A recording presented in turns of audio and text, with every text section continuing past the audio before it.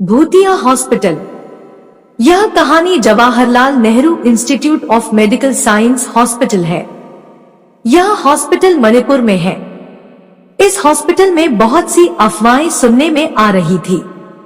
इन अफवाहों के अनुसार यह जगह भूतिया है। कहा जाता है कि हॉस्पिटल के वॉशरूम और कॉरिडोर में रात के समय जाना सही नहीं है। गीता नाम की एक नर्स हाल ही में हॉस्पिटल में ज्वाइन की थी। वह रात को हॉस्पिटल में एक ही मरीज की देखभाल कर रही थी। तभी अचानक कॉरिडोर से किसी की रोने की आवाज आई। उसने सोचा, इतनी रात को कौन रो रहा है। वह जल्दी से कॉरिडोर में जाकर देखा। रोने की आवाज तो आ रही थी, पर वहां कोई दिखाई नहीं दे रहा था। उसे यह सब अजीब लग रहा था। वह जहां से रोने की आवाज आ रही थी उस ओर गई, पर वहां भी कोई नहीं था। और अब रोने की आवाज और भी ज्यादा हो रही थी। जब वह वापस मरीज के पास जा रही थी, उसे एहसास हुआ कि कोई उसके पीछे है। फिर कॉरिडोर की लाइटें चमकने लगी। उसके बाद सामने की लाइट बंद हो गई। उसे महसूस हुआ कि यहाँ कुछ तो हो रहा है। जब रोने की आवाज और भी ज्यादा हो गई, तो गीता ने पीछे देखा और देखा कि एक औरत मरीज के कपड़ों में बैठी हुई रो रही थी।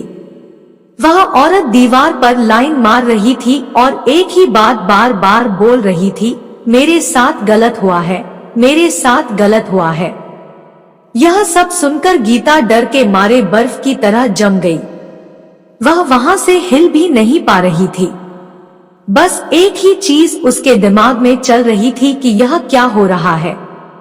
यह औरत कौन है और यहाँ पर बैठी रो रही है। जब गीता ने उस मरीज की ओर देखा, तो देखा कि उसके मरीज का शरीर के नीचे वाला हिस्सा पूरा खून से भरा हुआ है। वह औरत अचानक से खड़ी होकर गीता की ओर देखने लगी, तो गीता के होश उड़ गए। उस औरत के हाथों में एक बच्चा भी था। वह बच्चे को लेकर गीता के सामने आने लगी, तो फिर से कॉरिडोर की लाइट ऑन होने लगी। वह औरत आगे बढ़ते हुए एक ही बात बोल रही थी, तुम सब ने मेरे साथ बहुत गलत किया, तुम सब ने मुझे मार दिया। उस औरत के अंदर बहुत सारा गुस्सा था। गीता वहां से हिल भी नहीं पा रही थी। डर के मारे गीता वहां से भाग गई और दूसरे फ्लोर के वॉशरूम में जाकर छुप गई। उसने अपने फोन से मदद के लिए किसी को बुलाने का सोचा, और जब उसने अपने पॉकेट में हाथ डाला तो वहां पर कोई फोन ही नहीं था। फिर उसे याद आया कि वह अपना फोन हॉस्पिटल डिपार्टमेंट दिया था। फिर गीता डर के मारे उस वॉशरूम में कुछ देर तक छिपी रही, क्योंकि बाहर जाने से उसे उस भयानक औरत से मुखामुखी होनी पड़ सकती थी। तभी अचानक उस वॉशरूम का दरवाजा खटखटाने लगा। उस आवाज को सुनकर गीता की नजर वॉशरूम में लगे शीशे की ओर गई। फिर गीता ने शीशे की ओर देखा तो उसमें वही खून से लथपथ औरत गीता के पीछे खड़ी थी। उसने फिर से पीछे देखा तो वहां कोई नहीं था।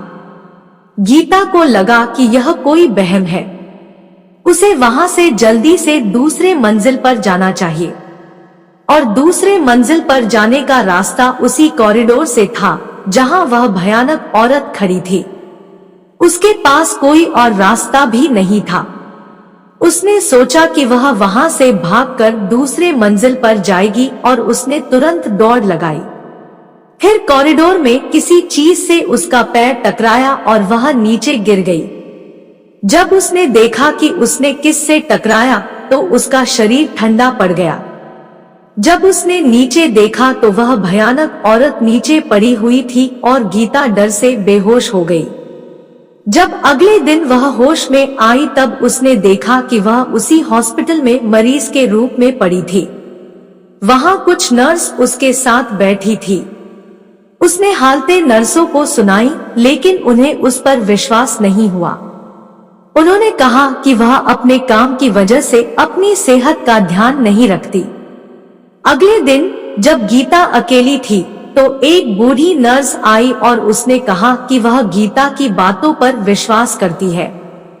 वही हॉस्पिटल में अनीता नाम की औरत जो गीता को दिखाई दी थी, 20 साल पहले गर्भवती होने के कारण मर गई थी। डॉक्टर ने उसके परिवार को बताया था कि ऑपरेशन के दौरान या तो बच्चा या अनीता में से केवल एक बच सकता है, और ऑपरेशन के दौरान अनीता और उसके बच्चे दोनों की मौत हो गई। कुछ दिनों बाद अनीता के घर में आग लग गई और पूरा परिवार मर गया। उस दिन के बाद कई लोगों ने कहा है कि उन्होंने अनीता की आत्मा को हॉस्पिटल में देखा। सब कुछ सुनकर गीता ने वहां की नौकरी छोड़ दी और दूसरे हॉस्पिटल में रात की ड्यूटी लेने से मना कर दिया। कहानी अच्छी लगी हो तो वीडियो को लाइक और शेयर करें। साथ ही अगर चैनल पर नए हैं तो चैनल को सब्सक्राइब जरूर कर ले ताकि ऐसी ही वीडियोस आपको मिलती रहे।